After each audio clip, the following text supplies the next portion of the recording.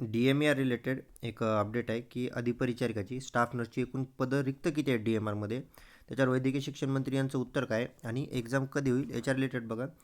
सध्या अधिवेशन चालू असल्यामुळं अधिवेशनामध्ये हे वाला लेटर बघा.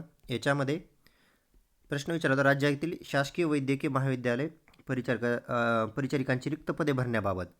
आता याच्यामध्ये श्री योगेश टिळेकर, श्री सतीश चव्हाण, श्री विक्रम काळे यांनी सन्मान्य वैद्यकीय शिक्षण मंत्री पुढील गोष्टीचा खुलासा करतील का यांना, जे आपले वैद्यकीय शिक्षण मंत्री आहेत हसन मुश्रीफ यांना प्रश्न विचारला होता. त्यातला पहिला प्रश्न होता की राज्यात वैद्यकीय शिक्षण विभागांतर्गत असलेल्या रुग्णालयातील गट अ ते ड तसेच आता स्पेसिफिक स्टाफ नर्स रिलेटेड बघा. याच्यामध्ये 35,343 परिचारिकाची पदे मान्य असून या मान्य पदापैकी 26,255 पदे भरलेली असून जवळपास 9,088 पदे रिक्त असल्याची बाब माहे एप्रिल 2025मध्ये व त्या दरम्यान निदर्शनास आली आहे. हे खरे आहे का, हा पहिला प्रश्न होता. म्हणजे थोडक्यात त्यांना विचारलं होतं की ठीक आहे आता हे एकूण पदं त्याच्यापैकी भरली किती, तर त्यांचं म्हणणं होतं की 9,088 पदं आणखीन व्हॅकंट आहेत का.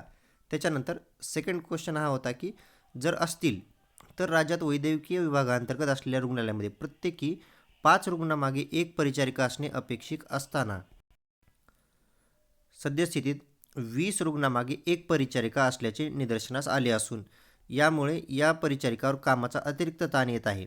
याकरिता 9,088 इतकी रिक्त पदे परिचारिकांची पदे भरण्याबाबत शासनाने कोणती उपाययोजना व कारवाई केली व करण्यात येत आहे, हा प्रश्न विचारला होता. सेकंड की म्हणजे स्टाफवर वर्कलोड जास्त आहे.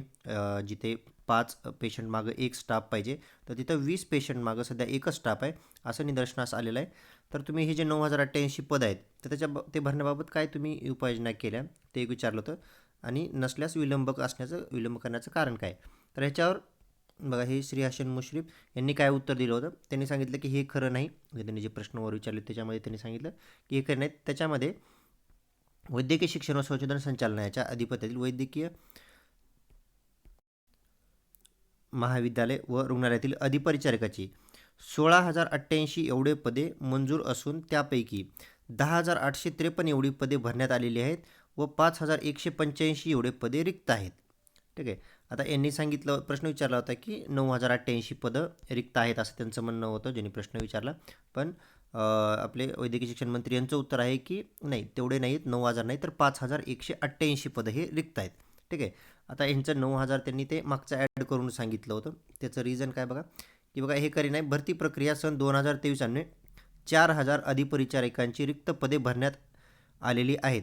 तसेच माहे डिसेंबर 2024मध्ये 838 अधिपरिचारिकांची परिसेविका पदावर पदोन्नती देण्यात आलेली आहे.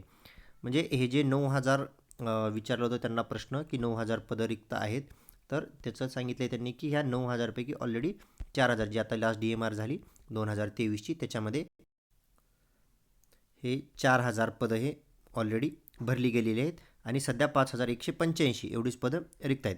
त्याच्यापैकी पण त्यांनी सांगितलं की ऑलरेडी 2024मध्ये 838 अधिपरिचारिकांना पदोन्नती देण्यात आलेली आहे. त्याच्यानंतर भरती प्रक्रिया सन 2023 झाल्यानंतर सन 2024मध्ये आता हे जे नवीन मेडिकल कॉलेज झाले 10 नवनिर्मित शासकीय वैद्यकीय महाविद्यालय व रुग्णालय सुरू करण्यास परवानगी देण्यात आलेली आहे.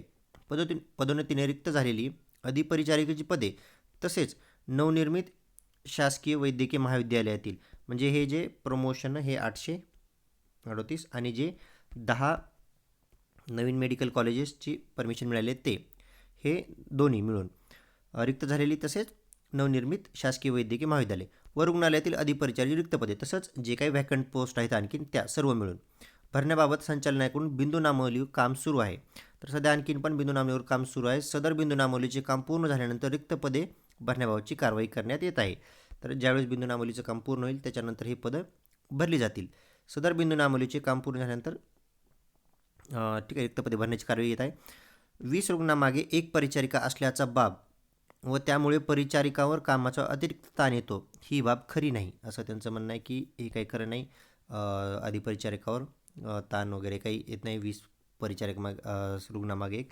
ठीक आहे. आता ते त्यांचं उत्तर आहे जे काय असेल. त्याच्यानंतर विलंबाचा कारण त्यांनी सांगितले की हां प्रश्नच उद्भवत नाही.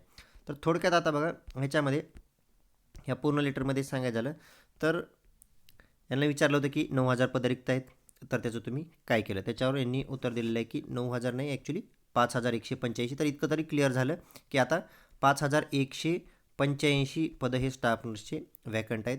तर जवळपास आता जी नेक्स्ट भरती आहे त्याच्यामध्ये साधारण 4 ते 5 हजाराची भरती निघू. आता हे किती ह्याच्यासाठी जाहिरात काढतील त्याच्यावर डिपेंड आहे. 100% पद भरती करतात की कसं ते ज्यावेळेस ॲड येईल त्यावेळेस समजेल. ठीक आहे. पण सध्या तरी इतकं समजलं की आपल्याला की 5,000 म्हणजे मोठी भरती येणार आहे DMARची. आता जी काही नेक्स्ट असेल ती पण चांगली मोठी भरती असेल. याच्यामध्ये 5185 पदं तर एवढी रिक्तच आहेत. त्याच्यानंतर आता आणखीन पण बिंदू नामावलीचं काम सुरू आहे. आता याच्या आधी पण मी एक व्हिडिओ बनवला होता ज्याच्यामध्ये बघा हे वाला लेटर ह्याच्यात पण त्यांनी खुलासा दिला होता की हेच अधिवेशनातलंच आहे. हे पण बघा TCS मार्फत स्पर्धा परीक्षेवर भरण्याची कारवाई सुरू आहे पदोन्नती कोट्यातील. त्याच्यानंतर यांनी बघा वर्ग 3 तांत्रिक अतांत्रिकची TCSच्या माध्यमातून स्पर्धा परीक्षा भरण्याची कारवाई सुरू आहे. याच्यावर मी लास्ट व्हिडिओ पण बनवला होता त्यावेळेस पण मी सांगितलं होतं. यांनी TCSकडे दिलेलं आहे. आता एका टाईपनं बघायला गेलं तर ह्यांचं दोन्ही बरोबर आहे आणि दोन्ही चुकीचं आहे. तर ह्याच्यामध्ये ह्यांनी सांगितलं की TCSकडून भरती घेणार आहे हे बरोबर आहे. ह्याच्यामध्ये दिले आता जे आपलं स्टाफ नर्स सोडून जे बाकी कॅडरची एक्झाम होती ती झाली. स्टाफ नर्सला दिली पण त्यांच्याकडून ती एक्झाम कंडक्ट पण करण्यात आली. जे lab technician pharmacist X ray technician त्यांची झाली. आता त्यांचे रिझल्ट पण म्हणजे फायनल याद्या पण लागले आहेत. मार्कलिस्ट आलेले आहेत. फायनल स्कोर आलेले आहेत. ठीक आहे. तर हे पण उत्तर बरोबर आहे त्यांचं. TCSच्या माध्यमातून स्पर्धा परीक्षा घेण्याची तर कारवाई चालू आहे. पण ह्याच्यामध्ये एक बाब आहे की आपलं स्टाफ नर्सचं पद हे 80-20 वगैरे या गोष्टीमुळं आणि बिंदू नामावलीचं आणखीन पण काम चालू आहे. तर याच्यामुळं आणखीन पण हे प्रोसेस कंप्लीट झालेली नाही आहे. त्याच्यामुळं TCSच एक्झाम कंडक्ट करेल का याच्यावर थोडं आणखीन पण डाऊट आहे. कारण अद्याप अजून ह्यांचं बिंदू नामावलीचं काम पूर्ण झालेलं नाही आहे. ठीक आहे. आता ह्याच्या अगोदर जो लास्ट हे लेटर आलं होतं त्यावेळेस तर त्यांनी सांगितलं त्याच्यामध्ये TCSकडे स्पर्धा परीक्षेद्वारे घेण्याची कारवाई चालू आहे. बरोबर आहे आणि त्याप्रमाणे त्यांनी घेतली पण. पण ह्याच्यामध्ये फक्त स्टाफ नर्स हे पद नाही आहे. स्टाफ नर्स सोडून कारण ते 80-20 आणि हे बिंदू नामावलीचं काम चालू आहे. तर त्याच्यामुळं बघू आता त्यांनी तर सांगितलेलं आहे की TCSकडे म्हणल्यास 31 डिसेंबरच्या आधी व्हायला पाहिजे. पण शक्यता पर्सनली मला वाटत नाही की डिसेंबरपर्यंत हे इतका फास्ट काम होण्याची शक्यता आहे. जर झाली चांगली गोष्ट आहे. ॲड जर आली तर मी इन्फॉर्म करणंच नक्की. पण कदाचित जर याच्यामुळे किंवा बिंदू नामावलीमुळे किंवा 80-20 वगैरे याच्यामुळे जर लेट झालं तर थोडं परीक्षा पुढे जाऊ शकते.